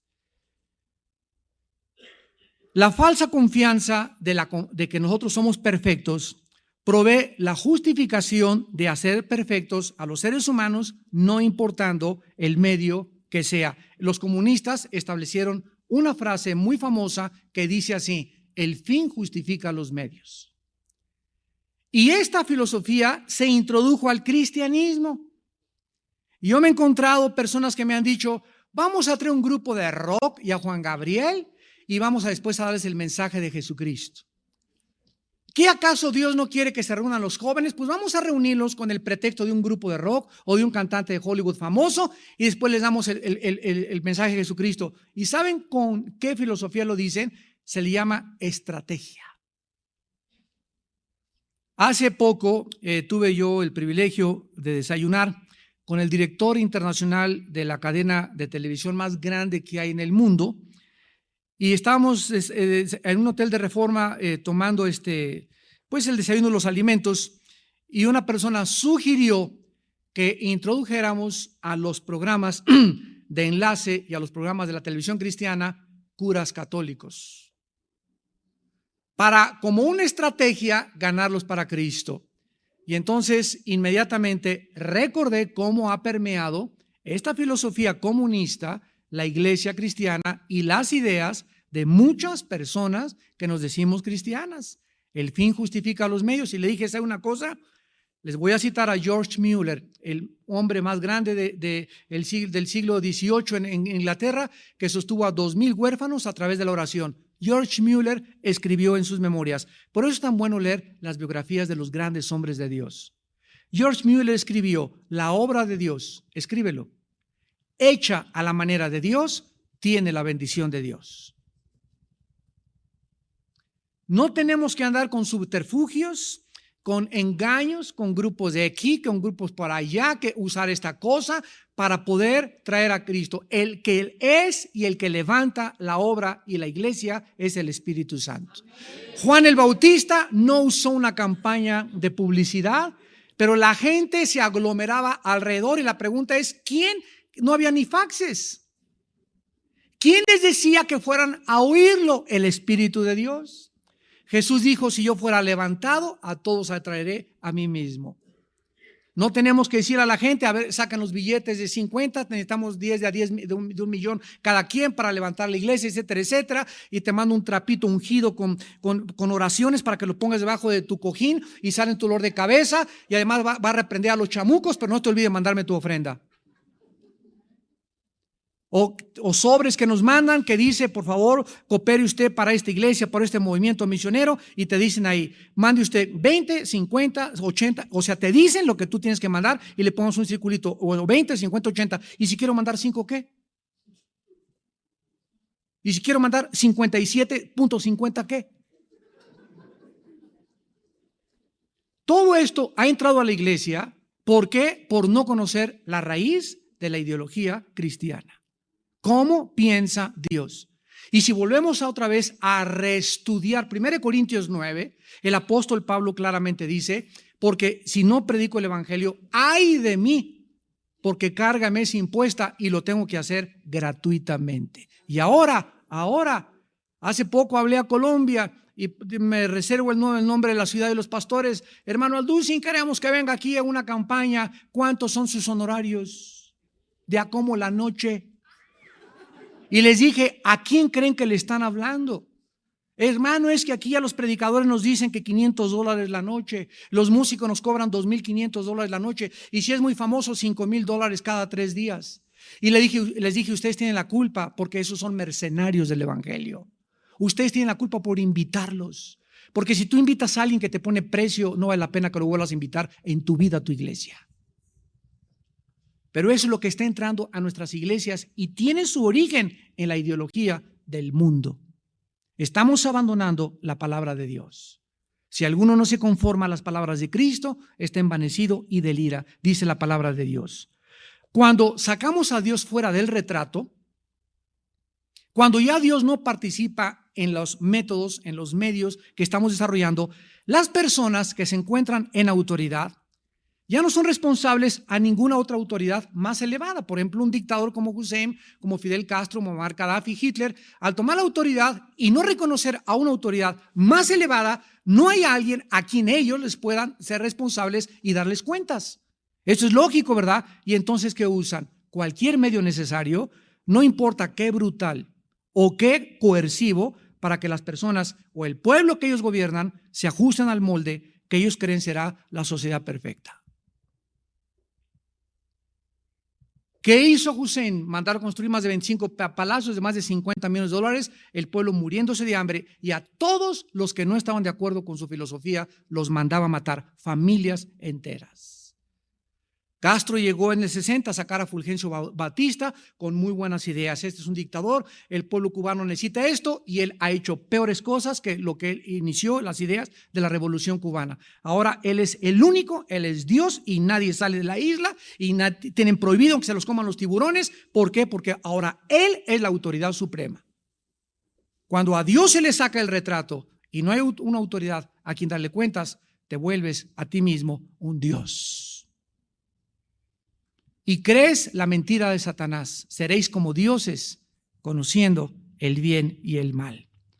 Ahora vean ustedes, para terminar, cómo el ser humano, cuando cerramos nuestros ojos ante la enorme capacidad humana para la maldad, cuando no nos damos cuenta el potencial de la maldad que existe detrás de las personas, vamos a fracasar en construir fronteras o límites morales necesarios para poder detener y protegernos de esa maldad.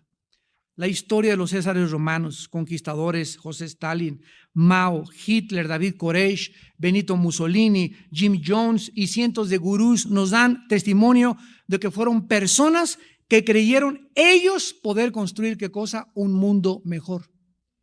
Todos le ofrecen eso al mundo, son falsos mesías. Ron Hubbard, Hitler, Castro, todos quieren decir al mundo: esta es la manera mejor para vivir, y esta es la manera en la que ustedes se tienen que someter a mi gobierno.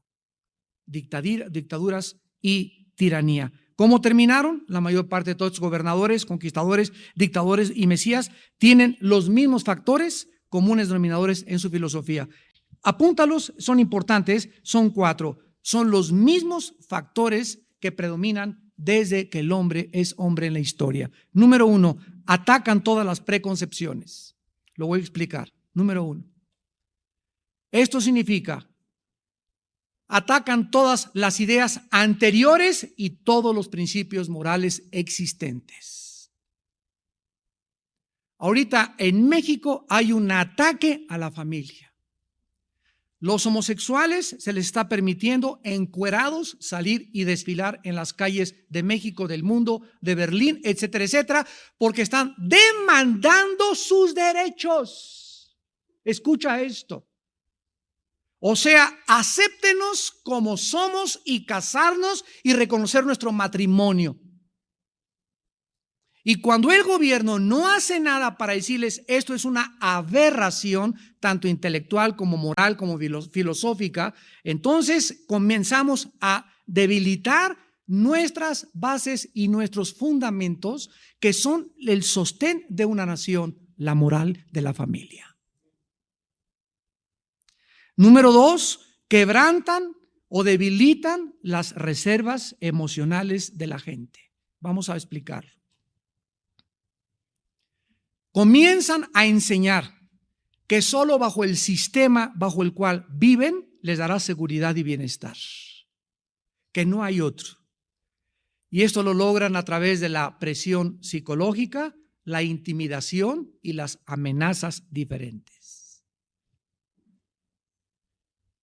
Uno de los peligros más grandes de una campaña política es este. Ve a la calle y ve todos los anuncios: llegó el tiempo de la esperanza. Conmigo la haces hijo. Yo soy el papucho de papuchos, Juan Camaney, este es el libertador. Y por todos lados vemos personas que le ofrecen, o sea, en otras palabras, tú vota por mí y déjame decirte, se arregla todo. Todos tienen esa premisa filosófica de punto de partida. ¿Por qué? Porque no hay ni integridad ni honestidad ya en los valores de la sociedad que vivimos. En tercer lugar, se demanda lealtad al partido, al club o a la filosofía, haciéndoles creer, escucha, que todos los demás son tus enemigos. Así es.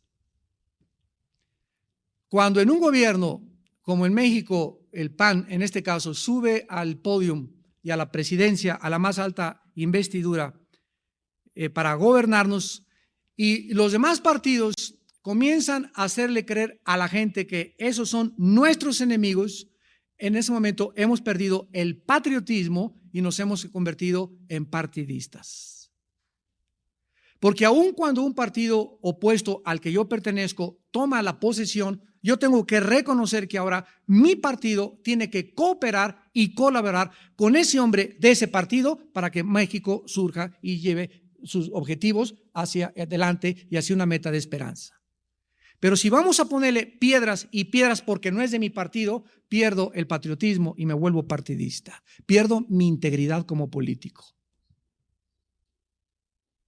Ya van ustedes más o menos dándose cuenta de cómo anda la cosa. En cuarto lugar, destruyen el modelo bíblico de la familia. O sea, cuando el Estado dice que ellos van a cuidar y educar a nuestros hijos, cuando el Estado promueve los abortos, la vasectomía, la homosexualidad e intercambios amorosos entre los matrimonios, el Estado ha fracasado como Estado. Y nosotros tenemos que, por todos los medios, levantar y sostener los fundamentos morales de nuestra nación. Ahora fíjense ustedes, detrás de estos 4 puntos, de estos 4 comunes denominadores, se encuentra la idea de que los lazos familiares, los lazos emocionales familiares, las lealtades, los pensamientos y los patrones morales deben ser derribados para crear nuevas fuerzas positivas de conducta. Detrás de todo esto existe la idea satánica nacida del infierno para atacar más que cualquier otra cosa la familia. La familia. Porque la familia fue la primera institución establecida por Dios. Antes que los gobiernos, Dios instituyó la familia. Alguien me preguntó el otro día, ¿qué es más importante? ¿La autoridad a mi pastor, me dijo una mujer, o la autoridad a mi esposo? Y le dije, la autoridad a tu esposo. Porque la familia fue instituida antes que las autoridades civiles y las autoridades eclesiásticas. Ahora, si tu esposo te hace o te forza para violar una ley moral, entonces vas con tu pastor para que él te aconseje. Pero tú no puedes, si tu esposo te dice no vas el domingo a la iglesia y tu pastor te dice ven a la iglesia, tienes que someterte a tu marido. Porque es la autoridad suprema en la palabra de Dios. Lo que realmente emerge, ¿verdad?, de todas estas cosas es una dependencia total sobre una figura cultica autoritativa, los dictadores y los tiranos. Todos los grandes tiranos de la historia y los falsos mesías han proclamado la misma mentira. Termino con esto. Escuchen lo que han dicho. Denme el poder y lo usaré para formar una sociedad ideal. Denme el poder y lo usaré para crear una sociedad ideal. Vamos a despedirnos con las palabras de Cristo en Mateo 20. El Hijo de Dios hace 2000 años anticipó todo esto para que no vivamos en la irrealidad, sino en la realidad. No esperemos que una persona cambie a México. No esperemos que haya un partido que cambie a México. El problema es mucho más profundo que un hombre y que un partido. La Biblia dice que hasta que Cristo venga, el mundo irá de mal en peor. Tratemos por todos los medios de poder tener la oportunidad de dar testimonio de Jesucristo. Esa es nuestra misión en la vida. Al César lo que es del César, a Dios lo que es de Dios. El gobierno que gobierne, y antes de atacar el gobierno y que Fox y que esto y que el otro, debemos orar por nuestras autoridades y nuestros gobernantes. Someternos a la autoridad, Romanos capítulo 13, y hacer nuestra misión, ser luz en el mundo. Jesús dijo en Mateo 20, versículo 25 al 28. Entonces Jesús, llamándolos, dijo: ¿sabéis que los gobernantes de las naciones, qué cosa? Se enseñorean de ellas sin excepción. Se enseñorean de ellas. Y los que son grandes o autoritativos ejercen sobre ellas potestad o dominio. mas entre vosotros no será así.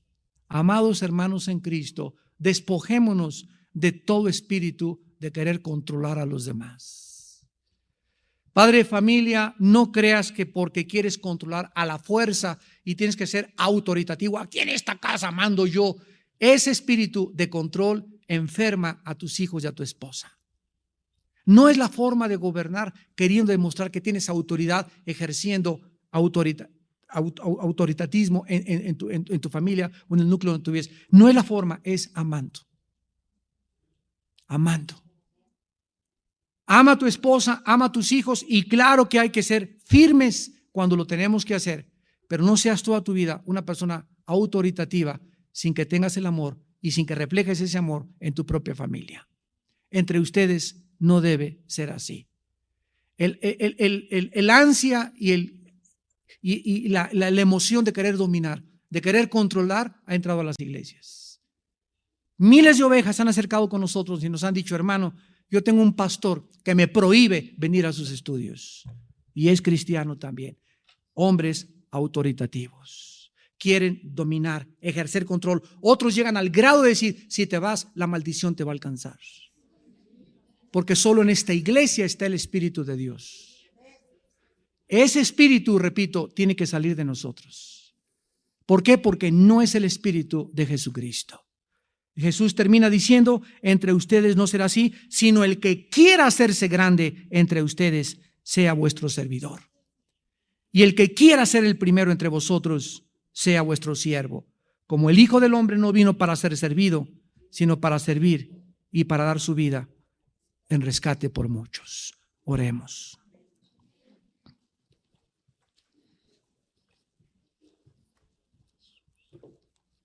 Padre Santo, te damos las gracias por tu palabra, porque solo en ella encontramos la luz y la sabiduría para vivir y poder percibir el mundo a nuestro alrededor desde tu perspectiva. Oh Dios, gracias por alertarnos, advertirnos que vivimos rodeados de millones de ideologías, de ideas, de libros, de comentarios, de opiniones, de escritores, de artistas, de políticos. Y nos has dado un mensaje para todos ellos: arrepiéntanse. La palabra arrepentirse significa cambiar tu manera de pensar. Reconocer que tus pensamientos no se ajustan ni se conforman a los pensamientos de Dios. Y la única forma de cambiar nuestra manera de pensar es reconocer que nuestras ideas estaban equivocadas.